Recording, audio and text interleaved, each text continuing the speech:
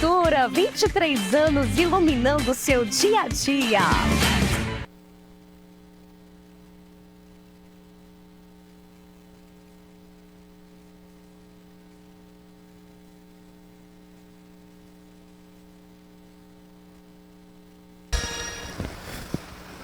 Boa tarde, começa aqui mais um programa A Hora da Verdade, tendo a satisfação de receber nessa bancada Joel Costa e o meu amigo Josué Moura. Eles que são duas figuras proeminentes, duas figuras importantes na história da cidade, por consequência importantes dentro da historiografia política da região tocantina. Joel, boa tarde. Boa tarde. Gomes Costa. É um prazer voltar ao programa. Da última vez, quase que havia assim um confronto entre Israel e Palestina. Não, mas agora a coisa está mais calma. Ontem eu reuni dois da chamada esquerda, né? E hoje trouxe dois mais centralizados que parece que pendem um pouco à direita. Vamos descobrir isso aqui, já, viu? Sim. Boa tarde, Josué. Boa tarde, João Batista. Boa tarde aos amigos e amigas telespectadores aqui dessa prestigiada televisão. É um prazer estar aqui para que a gente possa conversar, debater os assuntos políticos da nossa cidade, os assuntos em geral. Pois vamos começar. Como vocês bem sabem, esse programa ele é feito quase sempre sem uma pauta definida. Os convidados chegam, né? A gente às vezes estabelece uma direção, mas o cara no meio da conversa, não, João, não quero falar sobre isso não. Aí ele muda o rumo e a gente muda junto, né? Então, para começar, Anderson, tu volta lá na tua mesa, né? Aquelas fotos que eu te mandei, tu vai colocar elas nesse telão bem aqui atrás de nós. Nós vamos virar para ele, né? E vamos fazer aqui um retrospecto, né? Da história recente, nem tão recente assim da nossa cidade. Certo. Já que vocês dois aqui estão dentro do contexto político, eu diria que das últimas 4 décadas, né? Tanto você quanto você. Você já teve diversos mandatos. E esse momento é um momento que representa bem isso que eu quero colocar aqui. Revolução de Janeiro de 1995. Portanto, janeiro agora, farão 30 anos que essa revolução aconteceu. Vai passando aí, Anderson, as fotos. Olha aí mais, pode passar, continuar passando. Vai passando. Opa, essa aqui, olha o Daniel aqui com o bigodinho, Souza, né? Olha o Chico do Olhão, Carlinhos lá, Gilmar aqui, né? Gilmar aqui? Você tá falando quem é esse aqui? Não é Gilmar, não. Reginaldo ali, um amigo meu lá com a carinha atrás do Chicão aqui de perfil. Sebastião, marido da Conceição Formiga. Isso. Bem aqui, o Reginaldo ali também. Vai passando. Galera que a gente conhece aqui, e eu quero ir colocando para contextualizar o que eu quero colocar no programa de hoje. Pode passar. Isso aí foi quando tomaram a Câmara também, Isso, né? Aqui o Celso, Zé de Souza, Josué Moura, esse bonitão aqui. Aqui o Licínio Cortez. A foto não tá boa, mas dá para reconhecer muita gente aqui. João de Deus, da lá padaria. O Ney Bandeira, lá, olha lá, né? A Conceição minha aqui novinha, Conceição que era do ali. sindicato aqui, ó. O Braga aqui, né? Doutor Ulisses Braga. Isso, ali. Né? O presidente da Associação Comercial na época, o Jurandir. O João Paiva lá Isso, atrás. O Paiva, ex-deputado, pai de Paivinha. Vai passando aí. Alaí Chaves. Alaí tá aí. Finalmente... Não, tinha uma foto que eu queria que você colocasse, você não colocou. Pode tirar essa aí é a última. Esse é o fechamento. Tem um aqui que eles estão na sacada. É a primeira, se voltar, vê se vai achar ela. Eles estão na sacada da prefeitura. Depois que essa manifestação chegou na prefeitura, você achou? Tá aí, a primeira que eu te mandei. Olha aí, pronto. E aí subiram para discursar. Aí ali, sou eu, né? Você aqui, Joel Costa bem aqui.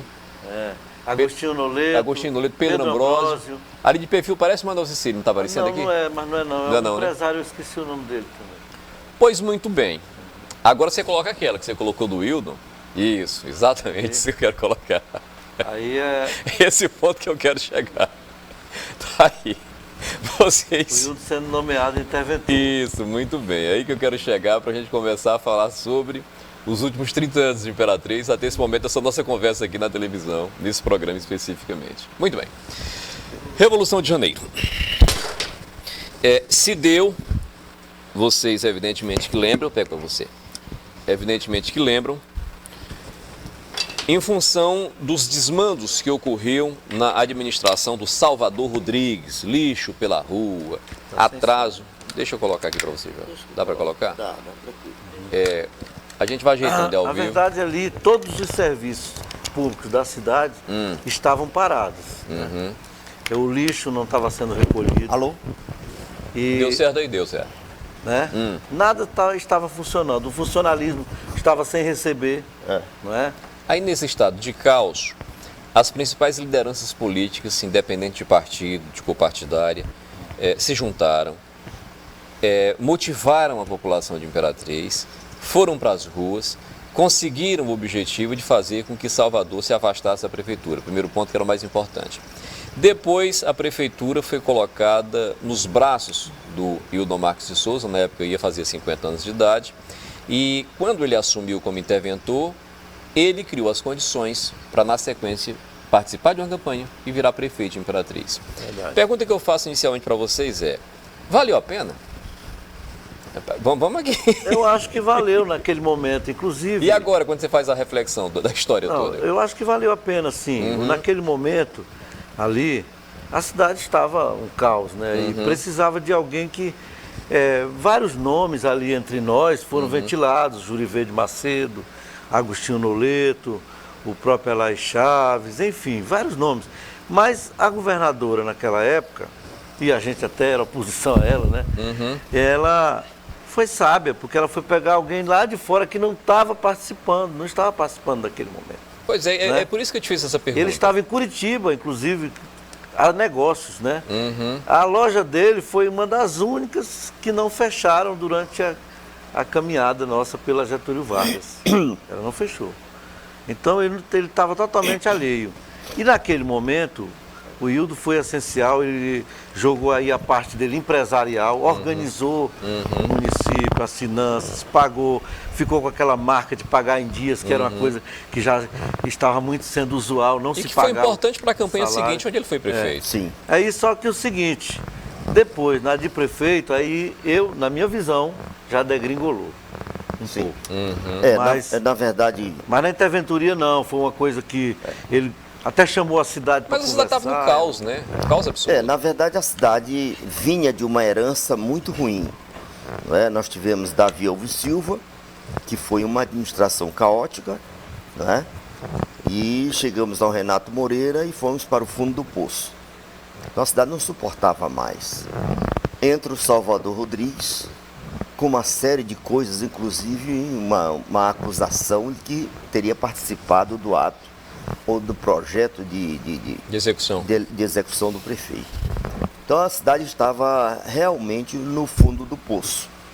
De tal maneira que quando nós fizemos aquele movimento na Praça Brasil, não foi difícil o povo se juntar a nós. Realmente foi surpreendente para mim, porque algumas vezes tentamos movimentos no sentido de chamar o povo e não conseguimos. Me parece que umas 2 passeatas antes e não deu certo. Não deu certo. Não deram certo. Mas nessa, por incrível que pareça, debaixo de uma tromba d'água, lembra? Deu uma chuva. Uma chuva, descemos ali a Getúlio Vargas, conseguimos ocupar a prefeitura, tiramos a porta de A onde janela estava o gabinete do também. prefeito, né, que estava trancada. Passando pela janela. E ali começou todo um trabalho no sentido de se indicar um interventor. Foi quando eu fui a São Luís junto com o João Paiva e mais um empresário e participamos desse processo em São Luís. Fomos aos desembargadores, conversamos com a governadora e daí saiu o nome do Hildon Marques. Joel e Josué, vocês têm compreensão absoluta de que esse movimento de janeiro, que agora, janeiro próximo, vai completar 30 anos, vocês têm a dimensão exata de que ele foi determinante para o que nós temos nesse instante. Sim. O que nós temos como história política de Imperatriz passa por janeiro. Sim. Porque naquele instante, quando a governadora pega o Hildon Marques e transforma em interventor, a interventoria para ele ofereceu as condições ideais para que ele participasse de uma campanha e ganhasse a eleição praticamente de graça. Ele ganhou ali, quase caindo no colo dele, aquele primeiro mandato de prefeito eleito pelo povo. Depois daquele momento, nós tivemos aí um chamado protagonismo de 2 décadas, em que eu coloco Madeira, João Mac teve um mandato e Hildon Marques. Essas 3 pessoas, em certa medida, comandaram os destinos de Imperatriz durante 2 décadas, né? E eu acho que vocês que participaram efetivamente, dando sangue, suor, lágrimas, para criar ou pelo menos capitanear aquele movimento junto com outras pessoas naturalmente, algumas nem mais aqui no plano físico estão, me parece que não foram contempladas. Sim. Me parece que não receberam os louros devidos. Vocês veem assim ou não?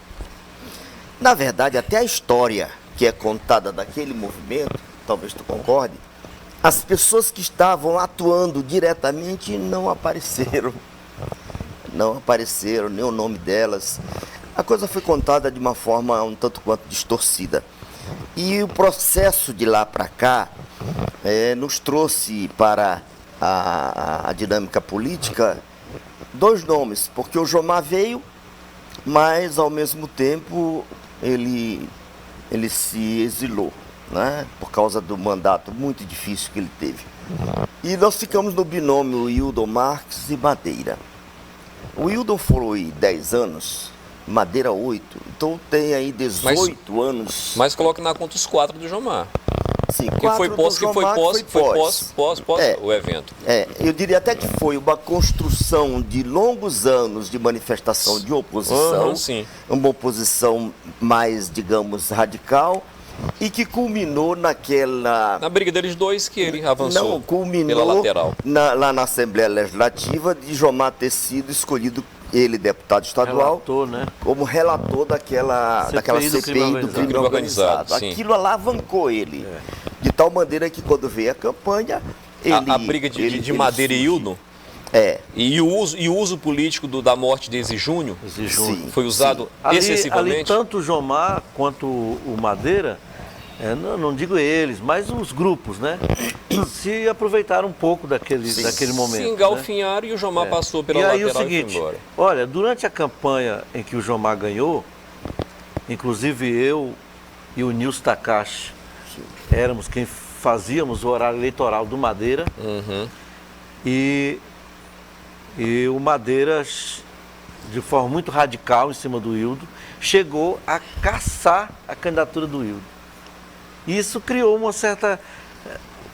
o cara quer ganhar no tapetão, né, e tal. Sim. Então, de certa forma ali, o Madeira estava... Ele e o Wildon se engalfinhando. Eu considero uma corrida onde tem uma Scania, tem um 3/4 e tem um Fusquinha, né? Sim. A Scania e o 3/4 ficam batendo no outro na estrada, de repente os dois caem fora da estrada e o Fusquinha passou. Foi isso que aconteceu com o Jomar. Eu tive com o Wildon aqui. Aliás, na manivela.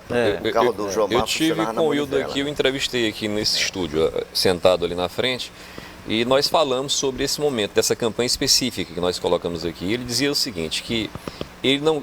Palavras dele, né? Se ele estiver assistindo, ele disse que assiste vez por outra, que ele não se rebaixaria ao nível da campanha como ela estava sendo colocada. Na época que usaram muito politicamente a morte do Ezi Júnior, né?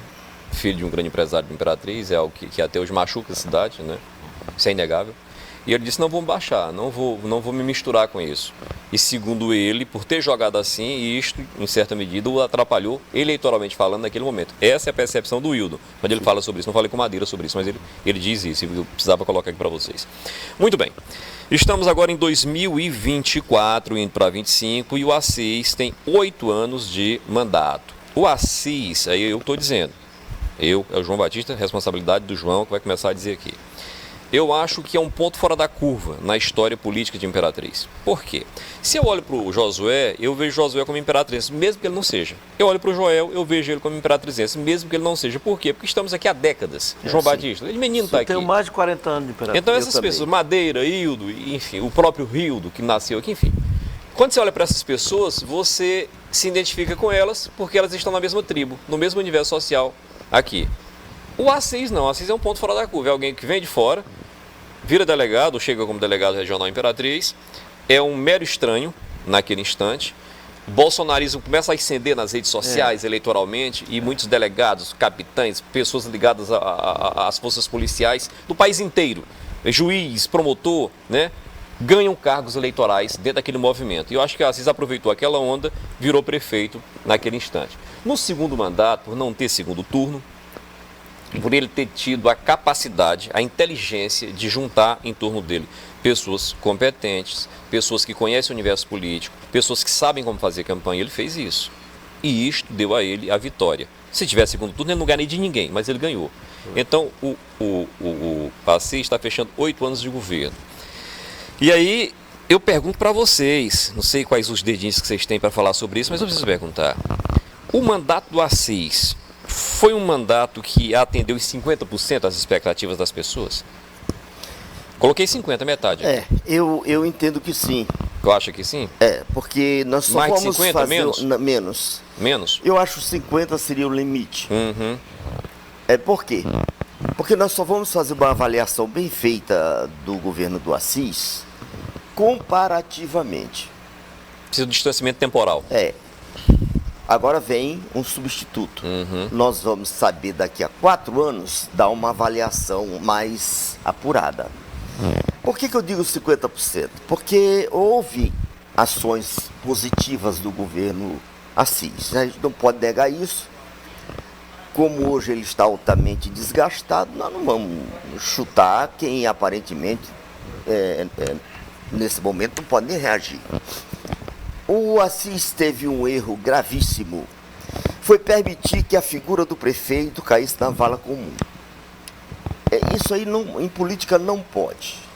O cara pode até ser culpado, mas ele aceitar até mesmo narrativas mentirosas se tornarem verdade e aceitar isso calado, ele consente com isso, isso abre um desgaste extraordinário. Existe um outro fator que contribui para isso. Nas administrações anteriores, nós não tínhamos essa máquina aqui tão assim, tão potente quanto é hoje. Uma extensão do braço humano no isso ainda celular. há pouco, Joel, ali com o Capilé. Eu lembro que o Hildon passava de anos sem botar uma máquina na rua. E ninguém falava, porque não tinha rede social. Não havia. Quando chegava no final do ano, ele dizia, olha, esse ano foi perdido. Então você acha que essa sociedade hiperconectada através das redes sociais, você acredita que contribuiu para esse desgaste do Madeira? Ela consegue Madeira não, perdão, do Assis. acumular conhecimentos negativos em torno de qualquer gestor que numa rapidez de tempo esse gestor pode estar enaltecido ou estar soterrado. E é o que aconteceu com o Assis. Por quê? Ele permitiu, digamos assim, não foi cuidadoso com a sua própria imagem. Então vem um Assis aí conturbado, com uma série de problemas e com uma série de atitudes que não correspondem àquilo que ele pregou. Tanto é que uma das frases mais assim marcantes contra o Assis era aquela em que ele dizia que se não roubar dava para fazer. Falei com ele aqui, bem aqui, eu conversei com ele e perguntei sobre isso. Dava para fazer. E ele disse para mim o seguinte, hoje eu não diria. Era inocência minha, eu não conhecia a máquina por dentro e hoje eu acho que eu não usaria eleitoralmente isto. Ele fala, ele reconheceu aqui. Ele, ou seja, usou isso como frase de efeito. Sim, um mote de campanha. Para poder alcançar o eleitor. Mas a realidade, durante o processo de mandato, foi que ele foi ajuntando debaixo do tapete tanta coisa ruim que isso explodiu contra a pessoa dele. Por isso ele tem hoje um alto índice de desgaste, de rejeição. Ou seja, nós não sabíamos medir a rejeição do Salvador Rodrigues. Então não pode comparar. A do Jomar. A do Jomar, que eu vi, o Jomar deixou de pagar o 13º dos funcionários. Foi uma gestão muito ruim. Até chegar na do Madeira ainda era pouco ainda. Ainda era pouco. Teve também alguns problemas no final. Mas no caso do Jomar, eu acho que o grande erro dele claro que o João também foi político, mas é dos meus que eu estou falando aqui. Né? Vamos falar do Jomar, já que você citou. Eu acho que o grande erro do Jomar foi... vinha de uma história de 20 anos de luta social, nas bases, né? Virou deputado estadual, foi presidente, relator, presidente da comissão que investigava o crime organizado, trouxe uma projeção para ele e ele virou prefeito. Campanha barata, muito mais em função da briga do Madeira com o Hildon, virou prefeito. Em 2 anos, ele gasta o que pode e o que não pode para eleger Terezinha. Eu acho que ali foi a fronteira. Não era só isso também. Havia uma desorganização muito grande. No começo do governo Jomar, e eu fui secretário adjunto de comunicação do Márcio Gerri. Naquela época não tinha as figuras do secretário adjunto, era diretor executivo, mas funcionava como... Ali o seguinte, naquela época, todo mundo assinava uma ordem de serviço, vamos dizer assim. Todo mundo fazia uma despesa, certo? Então, quando ele caiu em si, aí ele mudou aquele estilo. Não pode, vai ter só fulano que faz despesa. Mas a coisa já estava degringolada. Era muito cacique para uma aldeia só. Era. E outra coisa, havia uma divisão partidária interna muito grande. E aí o Jomar ficava numa situação difícil. Havia o grupo do Márcio Gerri com a Adilene. Havia o grupo do Onofre com outros lá, com o Oliveira. Tem que trazer o Onofre aqui, cara, vou ligar para ele. O grupo do Onofre com o Oliveira, ligar pro Onofre. Que era a direita do governo que estava ali, né? Sim, eu lembro. Enfim, eram uns 3 ou 4 grupos brigando. É tão tal que eu fiquei só 2 anos na gestão, porque eu não me identificava com nenhum grupo. Né? Para você ter ideia, você chega para o prefeito e diz assim: prefeito, me mande embora. E ele, rapaz, não posso te mandar embora, rapaz, calma. Ele era uma figura pacífica ao extremo. Fantástico. Me mande embora, eu quero sair. Um ser humano aí, fantástico. Não, vamos fazer o seguinte, eu vou te botar lá no turismo. Aí tudo bem. Segunda-feira vai sair tua nomeação. Quando é sábado, Márcio Gerri, o João de Jesus chama: Josué, vem aqui. Rapaz, é o seguinte, não dá. O Jomar mandou eu te nomear aqui para o turismo, mas não vai dar, porque o partido não te aceita. O partido não te aceita. E aí é o seguinte, a Deide está desempregada lá em Fortaleza, é uma companheira nossa daqui e nós estamos trazendo ela. Mas não te preocupa, tu vai ficar lá no turismo. Ela não sabe porra nenhum do assunto, tu vai fazer e a gente dá um jeitinho de melhorar o teu salário. Vocês sabem. Você entendeu? Vocês sabem. Aí onde é que estava a autoridade do Jomar ali? É isso que eu quero falar também. Vocês sabem que o que está acontecendo aqui tem um valor histórico para a cidade. Tá, vai para a internet, vai ficar eternizado o que a gente está fazendo aqui agora. E vocês são 2 testemunhas vivas, graças a Deus, como dizer... a falar sobre esse universo, esse lapso temporal aqui da política da cidade. E isso terá um peso num dado momento no futuro, quando forem pesquisar sobre, olha só o que Josué falava, ele estava lá, né? O Joel participou. Não é que o mandatário eu ouvi falar, tem também, não é que eu ouvi falar, vocês participaram efetivamente desse processo, entendeu? Desse tempo de política que nós estamos colocando aqui. Quando você fala do Jomar, por exemplo, e aí eu fico pensando Jomar e Assis fazendo um paralelo entre ambos. E aí, fazendo um paralelo, olhando de longe. Quando se fala em Assis, o Assis ele é arrogante, o Assis ele vem para cima, ele peita e tal. Essa é a imagem pública, ou pelo menos parte do que as pessoas veem sobre o Assis, quem está de longe. Não, ele vem e peita mesmo, ele manda, ele se precisar desaforar, ele desafora e tal. E no caso do Jomar parece que é o oposto exato, né? É o que recuava, é o que não falava. Eu sou suspeito hoje para falar alguma coisa aqui do Assis. Não, eu estou falando porque é o que eu ouço. Faço parte... Eu sou secretário da gestão, eu tô falando que eu ouço. Mas eu vou dizer uma coisa aqui que eu acho o seguinte: o Assis tem uma capacidade que eu acho que ela tem que ter em todo homem público, que é coragem, determinação. Tem que ter coragem. Eu acho que ele tem coragem de uma manhonça parida, o Assis. Então veja bem, ele tem coragem. E outra coisa assim, eu acho que o que aconteceu com ele, se o Assis tivesse feito uma boa atuação na infraestrutura, ele era imbatível, certo? Eu acho que ele confiou demais em algumas coisas. Eu que estava lá e assim, não, o Bolsonaro vai me ajudar aqui, não, vai vir, o Kleber Verde vai trazer 10 milhões para a cafeteira, e tudo isso... Deixa eu fechar o assunto Assis, fechar para o tempo, né? Aqui. Deixa então, mas só fechar aqui. Só para fechar, quando eu vejo alguém dizer assim, foi o pior governo, pior prefeito de Imperatriz, essa pessoa ou não conhece a história da cidade, ou então ele é partidário de alguém e tal. É uma paixãozinha, né? Mas muito bem, vamos fechar Assis aqui.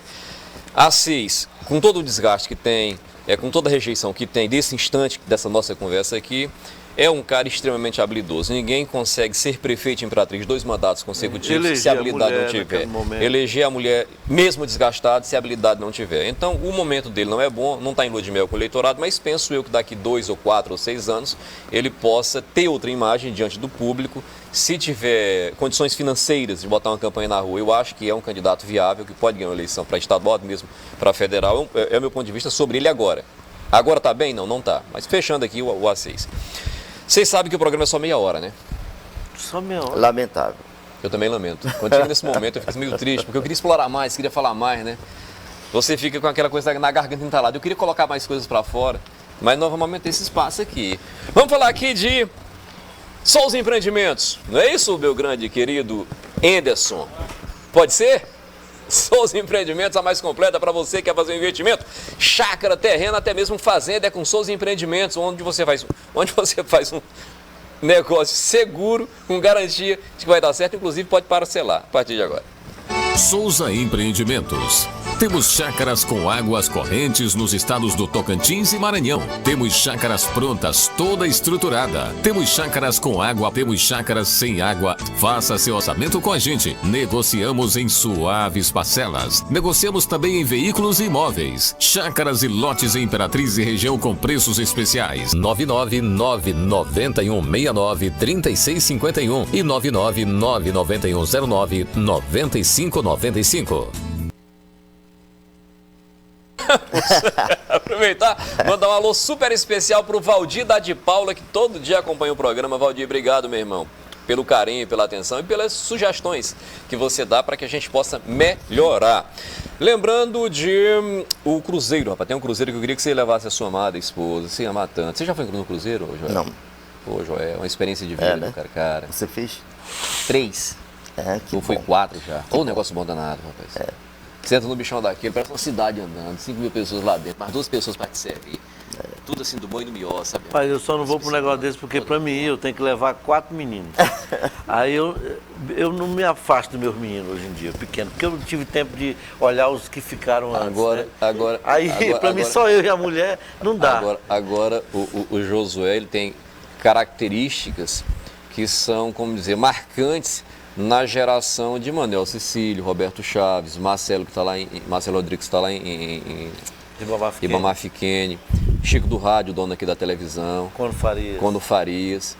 Esse povo fazia amor de com força, viu, doutor? Não, esse rapaz, povo fazia menino assim, igual papagaio no ninho, sabe? Artista, aí eu achava que era...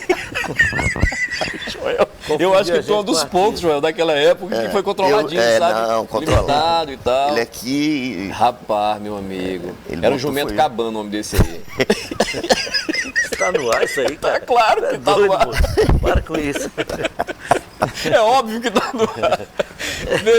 Eu pensando que a gente tava fora do ar. A gente tá ao vivo. Particularidades. A gente tá ao vivo, que se namorou muito. Joel, olha, obrigado. Josué, obrigado. Eu fico envaidecido, em certa medida, em tê-los aqui. Eu que era um molecote, já te via como vereador. O Josué aqui é um pouco mais voltando aqui para trás. Mas, enfim, tê-los aqui e estar conversando com vocês nessa condição de igualdade que eu estou aqui, da gente poder falar sobre a cidade como falamos aqui, nesse nível que a gente está falando. Claro que as brincadeiras precisam relevar. Não vai zangar comigo que eu falei não, eu só falei a verdade. Tudo bem. Ainda bem que você não falou o número de filhos. Não, de jeito nenhum. Ô, Nardelli, obrigado, obrigado mesmo, viu? Falar Ribeirãozinho, nós estamos com uma luta lá no Ribeirãozinho. Você me falou, vai conseguir, vai conseguir uma estrada lá, que é a estrada da redenção econômica de Ribeirãozinho.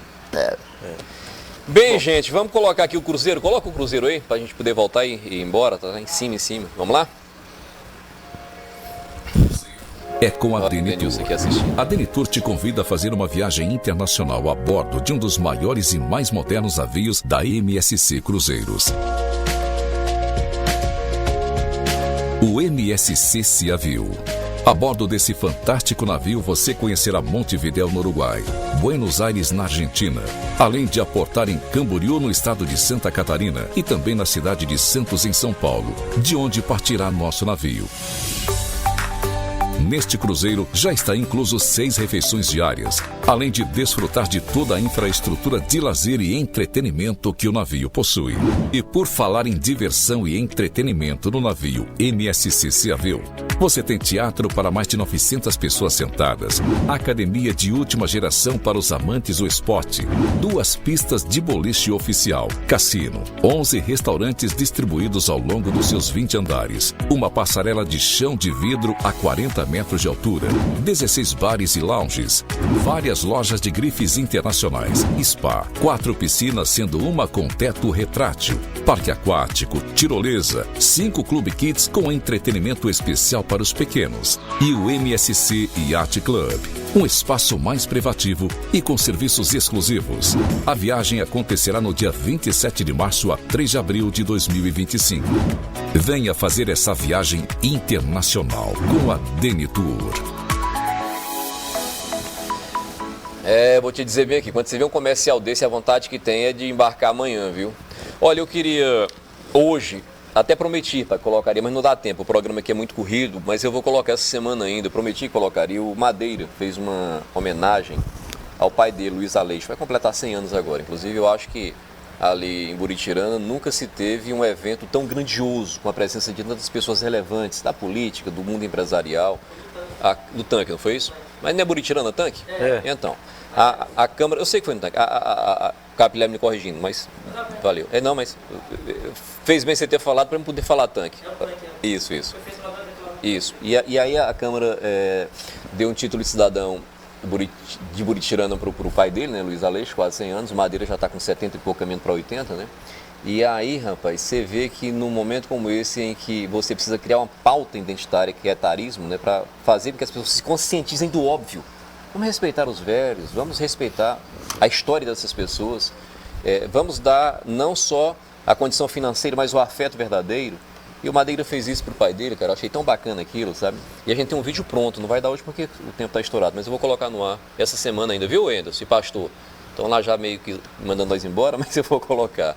Foi muito bacana. Vamos lá, Joel, você despedir? Bom, eu mais uma vez te agradeço. E eu que fico feliz, velho. Pela Verdade oportunidade. mesmo ter você aqui. As nossas considerações aqui, é bom que o povo entenda, pelo menos as minhas, elas são de conhecimento político.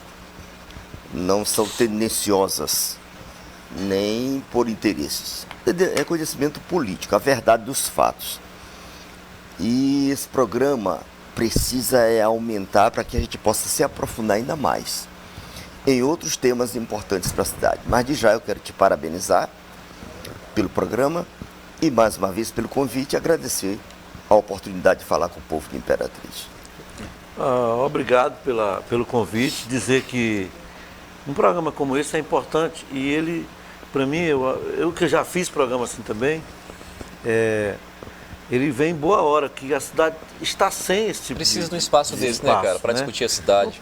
Não tem. A internet é muito volúvel, rápido, né? muito rápido. Então, mas use a internet. Jogue não, também. Não, estou colocando esse programa, vai para o YouTube. Ele sobe o YouTube daqui a pouco, ele sobe. Que uma coisa tá meio tímido lá, tem 500 e poucos visualizações até agora. Mas parabéns e eu quero vir outras vezes para a gente conversar. Não virá, mais. Aqui a porta é aberta. Estamos à disposição. Volto a dizer, feliz mesmo em tê-los aqui, viu? Muito obrigado.